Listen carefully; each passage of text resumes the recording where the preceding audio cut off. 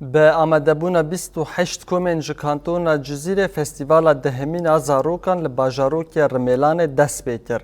Festîvala ku jaliyê tevgera Hilala Zîrîna çanda jinan ve bi hevkariya tevgera Mezopotamyaya çand û hunera demokratîk tev çand ve tê birêkxistinkirin dê sê rojan berdewam bike. Zarokên ji bajarên Qamişlo, Tirbespiyê, Girkêlegê, Çilaxa, Tilkoçer û Dêrikê dê şano, stran û govendên خوین فولکلوریک دوی فستیوال دا پیشکش بکن. در روزا یکم یا فستیوال دا پیام ریبر عبدالله هوجالان هاتا خواندن و پشت زاروکان برهمین خواه پیشکش کرن.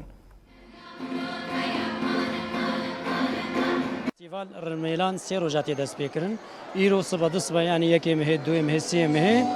افجی جبو همو زاروکن کردستان زاروکن جیهان گویدی هر کس هر زاروک بزمانی خواه، بچاندا خواه، بهنرا خواه، بهبونا خواه، بسکن خواه، بستران خوی خوش هم بکار بن کیف خوشی کش بو فازاروکان